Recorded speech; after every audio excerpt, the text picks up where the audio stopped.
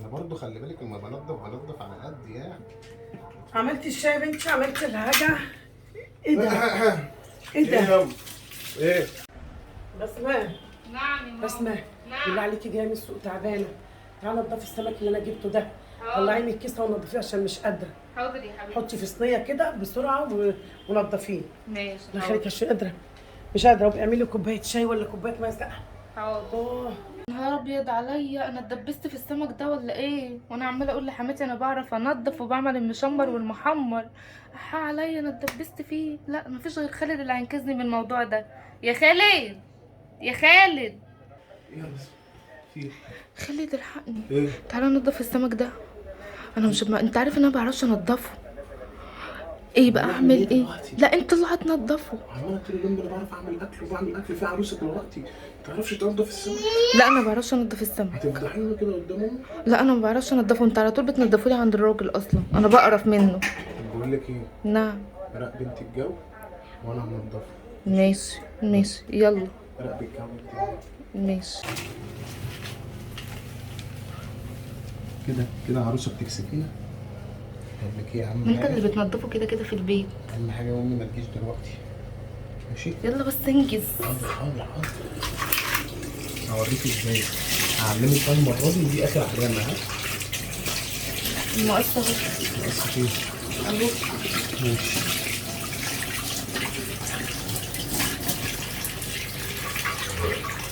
دايما فرحانه متجوز واحده اعلمها.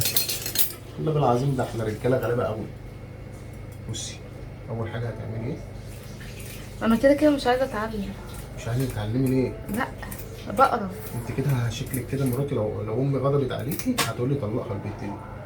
بصي بيتعمل ازاي؟ اهو كده دي اهم حاجه ايه تعمليها. تيجي هنا الناحيه التانيه عشان حماتك ما تقولكيش. المهم لو سالتك طبعا اقول لها ده بصي نضفته ازاي. انا بعرف انضف يا ماما عشان تعرفي. تخش كده فيها ايه، تفتحي عشان تنضفيها حقيقة بلدي واصلي. بلدي ما تلاقيش في الريشه دي. الناحيه التانيه بلدي ما تلاقيش في الريشه دي. انا نسيت ان ده بلدي. امي خلي بالك بس، امي تيجي عليا. انا برضو خلي بالك لما بنضف على قد يعني. عملت الشاي يا بنتي، عملت الحاجه. ايه ده؟ ايه ده؟ ايه ده؟ ايه بنضف اهو. ايه رايك؟ قلت بقى عشان هي تطلع تقعد كده مع العيل كده. ما شاء الله ما شاء الله. ايه رايك؟ انت اللي بتعمل السمك؟ اه. طب هي ما بتعرفش تعمله. طب ما تقول. حاسه اقول لك ان انا ما بعرفش. طب ما هي تقول يا ابني. ايه الدنيا؟ هي تقول وانا اعلمها. انت بتعلميها؟ لا حول ولا قوه الا بالله. وانت ما شاء الله عرفت. ايه رايك يا ام؟ طب كويس. بس هو اللي بينضفوا في البيت. تربيتها والله جدع. بص اي واحد يخدم مع مراته مش عيب ولا حرام. تربيتك يا مش عيب ولا حرام. انت عارفاني. سعيدة الحياه مساعده طبعا. والله كويس. انا بص معلماه ومعلمها برضك تبقى تعمله عشان لو انت مش فاضي. ما هو انما طالما فاضي اهو شايفاني يا بنت. بص بعمل ازاي. اهم حاجه تنضفي ايه كل. انا اللي معلماه. ده تعليم ايدي ده. والله شفت بقى تعليمي جاب فايده ازاي. والله العظيم امي دي الخير والبركه. شفت تعليمي جاب مش فايده عيب ازاي. يا اما يعني ان انا اخش طبعا. لا مش اساعد مراتي ولا اعلمها ولا اعرفها حاجه. خلي بالك انا بحب الحاجات دي قوي. اي راجل المفروض يساعد مراته. ما فيهاش حاجه ما تتحرجيش. طالما ما تعرفيش قولي له.